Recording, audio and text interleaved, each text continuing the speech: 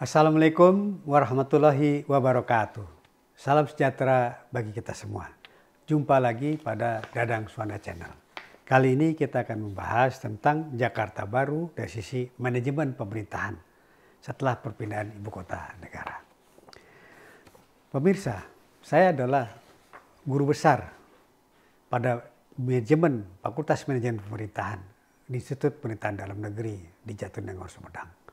Saya adalah guru besar manajemen pemerintahan.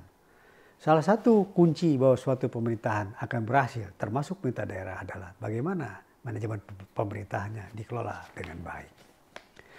Kalau kita lihat, maka begitu terjadi perpindahan, maka terjadi transformasi ibu kota dari Jakarta ke daerah IKN sana di Kalimantan Timur. Nah, ini akan berdampak kepada pemerintah daerah. Ini yang harus diantisipasi, bisa oleh setiap pemerintah daerah. Kalau pemerintah daerahnya mau sukses.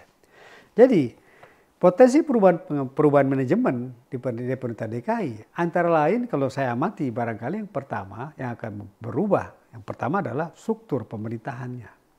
Pemerintahan tadi akan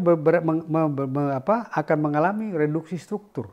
Jadi evaluasi dan potensi pengembangan struktur organisasi dalam rangka efisiensi dan bagaimana mencapai efektivitas penyelenggaraan pemerintah daerah. Itu yang penting pertama. Yang kedua, yang barangkali yang perlu diantisipasi adalah kebijakan desentralisasinya.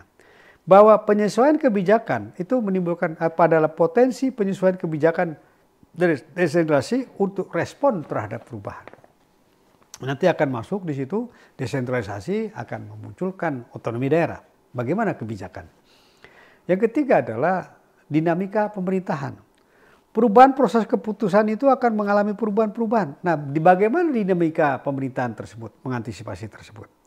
Yang keempat adalah bagaimana peningkatan kolaborasi. Harus ada kolaborasi antara pemerintah Jakarta dengan pemerintah pusat, dengan pemerintah daerah-daerah penyangga. Antara lain Kabupaten Serang, Kabupaten Tangerang, Kota Tangerang, Depok, Kota Bogor, Bekasi, dan Kota Bekasi. Kira-kira seperti gitu. Itu bagaimana? Harus ada peningkatan kolaborasi. Yang kelima, bahwa pemerintah tugasnya ada 3. Tugas pemerintah daerah itu cuma 1, pelayanan ke masyarakat. Dalam rangka pelayanan kepada masyarakat, maka pemerintah akan ada 3 yang dilaksanakan. Yang bagian yang pertama adalah peningkatan kesejahteraan masyarakat, yang kedua bagaimana pemberdayaan masyarakat, dan yang ketiga peningkatan daya saing masyarakat. Peningkatan daya saing masyarakat itu akan berpengaruh terhadap ekonomi. Nah, bagaimana Jakarta bisa mengantisipasi, bagaimana terjadi penguatan otonomi dalam bidang dalam ekonomi. Yang keenam adalah penataan ulang organisasi. Dengan adanya perubahan itu perlu ditata ulang, ditinjau ulang lagi, perlu dianalisis. Ini masih perlu nggak organisasinya? Atau perlu ditambah? Atau perlu dikurangi? Nah kemudian bagaimana pengembangan sumber daya manusia? Bahwa apapun sistem sangat tergantung oleh human. Kalau terjadi human error susah. Ya, ini yang perlu diantisipasi bagaimana pengembangan sumber daya manusia. Dan terakhir yang ke-8 adalah respon terhadap tantangan baru. Ini akan muncul tantangan-tantangan baru. Itu yang perlu dilaksanakan oleh pemerintah kota Jakarta. Bagaimana mengantisipasi tantangan sehingga tantangan berubah menjadi peluang. Nah, kalau kita perhatikan lagi yang berikut adalah peran kebijakan desentralisasi di sini. Bagaimana desentralisasi? Ini akan berdampak kepada otonomi daerah. Dengan desentralisasi akan muncul. Sejak Mei 98 kita sudah berubah sistem dari sentralisasi ke desentralisasi. Sentralisasi adalah pemusatan kekuasaan pada satu titik pada pemerintah pusat. Kemudian berubah menjadi desentralisasi. Desentralisasi adalah pemencaran kekuasaan. Kekuasaannya dipencarkan, urusannya dipencarkan. Sehingga terjadilah berikut adalah otonomi daerah dalam konsep keuangan. Lalu yang kedua adalah dekonsentrasi. Yang ketiga adalah tugas pembantuan. Nah, nanti akan terjadi perubahan-perubahan bagaimana peran tadi perlu diantisipasi. Nah, karakteristik Provinsi Jakarta itu yang pertama adalah tingginya urbanisasi. Bahwa sampai saat ini penduduknya sudah 10,8. Tertinggi urban di Indonesia. Kemudian terjadi kompleksitas masalah seperti keamanan, transportasi, lingkungan, dan sosial. Kemudian ada potensi unik, misalnya potensi Jakarta itu memiliki potensi permasalahan politik dan ekonomi, tapi juga memiliki potensi untuk pengembangan dan pertumbuhan yang besar. Kemudian yang berikut yang ketiga adalah bagaimana kebutuhan penata ulang. Menata ulang kantor, menata ulang momentumnya pada saat di sini. Jadi begitu nanti pindah, Jakarta harus mengantisipasi dengan melaksanakan menata ulang. Dan hal tersebut akan menimbulkan tantangan dan peluang. Jadi ini yang harus didalami oleh pemerintah Kota Jakarta bahwa Jakarta harus bisa menangkap peluang yang muncul dan menghindari tantangan. Kalau kita perhatikan lagi, otonomi Provinsi DKI, Jakarta itu pada prinsipnya nanti akan masuk kepada konteks jadi bagaimana muncul otonomi daerah. Otonomi daerah itu silakan daerah merencanakan sendiri, menganggarkan sendiri, melaksanakan sendiri, menata usaha sendiri, melaporkan sendiri, bertanggung jawab sendiri, dan meriksa sendiri. Itu otonomi daerah.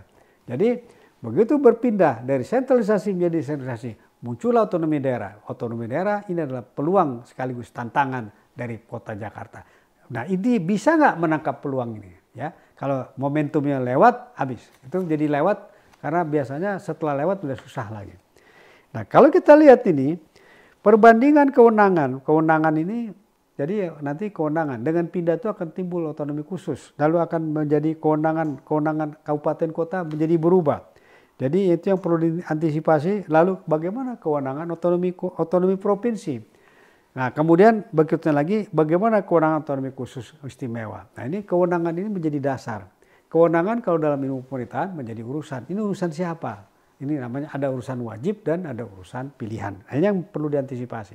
Kewenangan tadi berubah ya antara Jakarta adalah khusus sehingga di sana juga adalah kewenangan untuk kewenangan otonomi provinsi.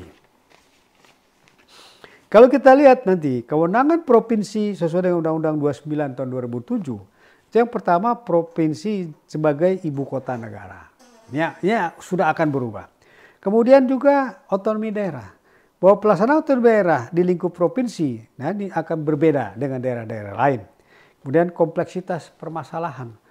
Jakarta ini kompleksnya permasalahannya sangat tinggi. Jadi permasalahan urbanisasi, permasalahan keamanan, permasalahan transportasi dan lingkungan, menyebabkan banjir, nanti transportasi macet, itu seperti gitu. Itu adalah kompleksitas permasalahan.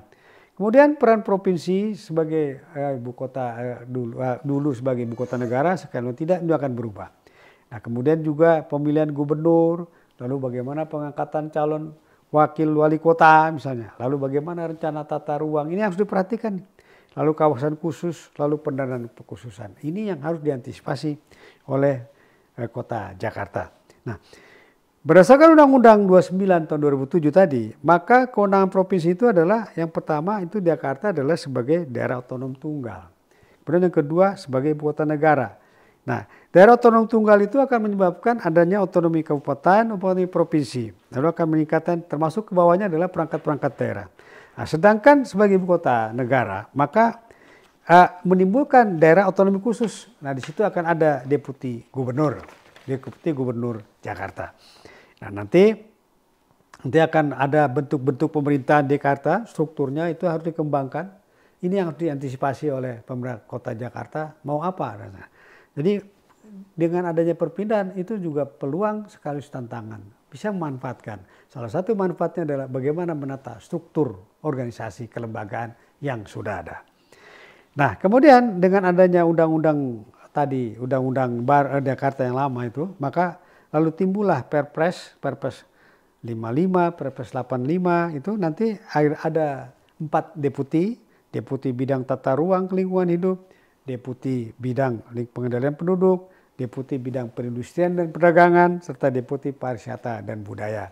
Saat ini, tapi nanti begitu menjadi Jakarta, IKN pindah, itu akan berubah menjadi masalah. Nah, nanti di situ juga akan ada beberapa perangkat-perangkat daerahnya, meliputi sekdanya, lalu sebagai middle line, kemudian dinas-dinas sebagai operating core-nya, kemudian badan fungsi penunjang sebagai technostructure, lalu staf pendukung sebagai supporting staff, nah kemudian kota administratif di sana. Nah, jadi ini akan dilihat bagaimana Jakarta mengantisipasi hal tersebut.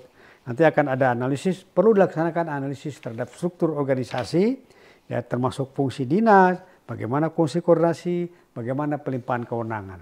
kewenangan itu ada 3. Kewenangan sesuai dengan Undang-Undang 30 tahun 2014, kewenangan itu ada 3. Yang pertama kewenangan atributif, melekat. Melekat di mana? Di wali kota, di gubernur, melekat di kepala-kepala dinas. Yang berikutnya nanti ada tidak pendelegasian. Yang ketiga baru mandatori.